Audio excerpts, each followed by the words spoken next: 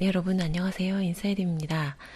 제가 지난번 영상에서 여러분 스스로의 무의식을 정화하는 게 개인의 상처를 치유하는 게 자기뿐만 아니라 세상을 위해서도 좋은 일이라는 그런 말씀을 살짝 드렸는데요.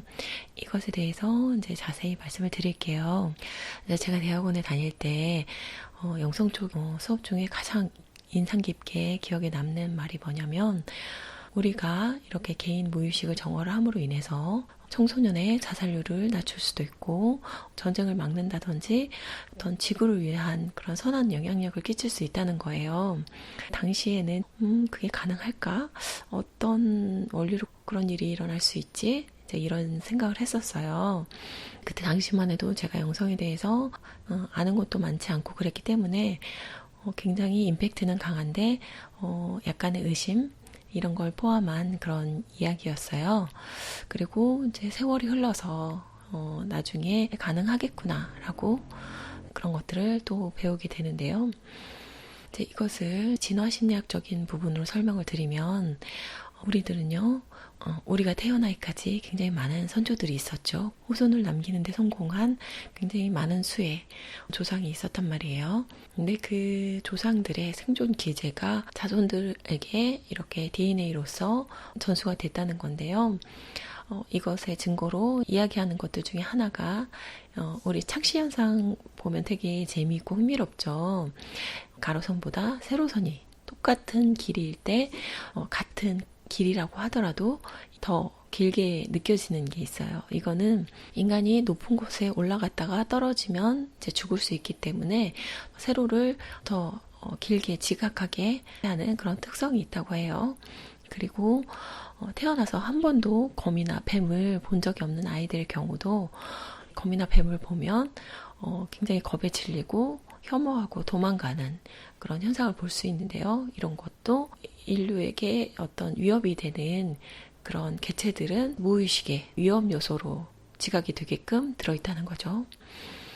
그리고 이제 칼 융의 분석심리학에서는 집단 무의식에 대해서 다뤘거든요. 여기서 말한 집단이라는 것은 작게는 나의 부모가 될 수 있고요. 그리고 조상, 그리고 조금 더 넓게 가면 나라가 될 수 있겠고, 더 큰 그림으로는 인류가 될 수 있겠죠. 그래서 한국인의 유전자인 아이가 외국에서 태어나서 외국에서 지속적으로 성장을 했다고 해도 그 사람의 무의식의 심상에는 이런 한민족 특유의 그런 원형들이 들어있다는 거죠. 이렇게 우리들은 개별적으로 존재하는 것 같지만 보이지 않는 곳에서 이렇게 굉장히 더 큰 범위 안에 속해 있고 연결돼 있다고 볼 수 있는데요.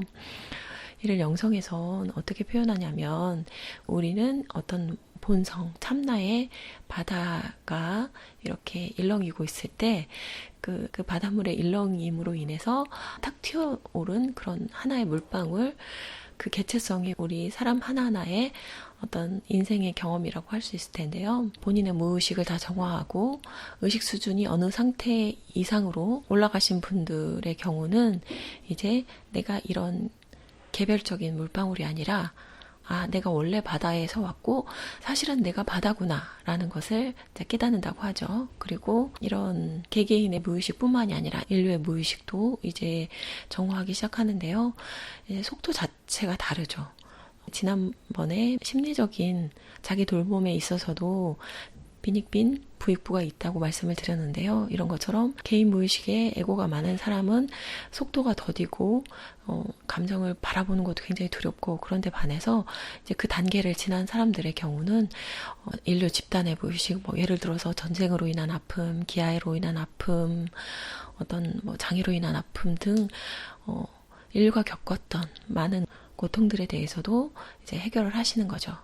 그래서 이렇게 개인의 무의식을 계속 들여다보고 해결하고 치유를 하다 보면 우리 조상의 무의식도 이제 바라보게 되는데요. 할아버지의 재산이 이렇게 자손을 통해서 물려받는 것과 비슷하게 그런 생물학적인 부분, 건강이라든가 그리고 지능적인 부분도 이렇게 물려받는데, 이런 것뿐만 아니라 조상들의 무의식에서 해결되지 않은 이런 감정적인 상처, 그런 에너지 덩어리들도 후손들에게 고스란히 물려진다는 거예요. 이런 부분 때문에 뭐 어떤 제사라던가 천도제라던가 굿이라던가 뭐 이런 얘기를 하는 거죠.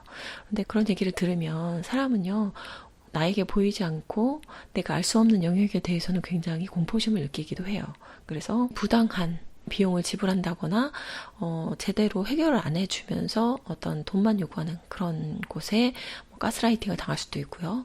그런 위험 요소가 있긴 하는데, 자신의 개인 무의식을 이렇게 해결해 나가다 보면 조상의 무의식도 만나게 되고, 내 개인의 무의식이 다 해결이 되지 않아도 우리 부모님에게 이런 아픔이 있었고 그게 나의 성격이나 나의 삶에도 이런 식으로 영향을 끼쳤구나, 이게 이제 명상에서 떠오르게 되거든요.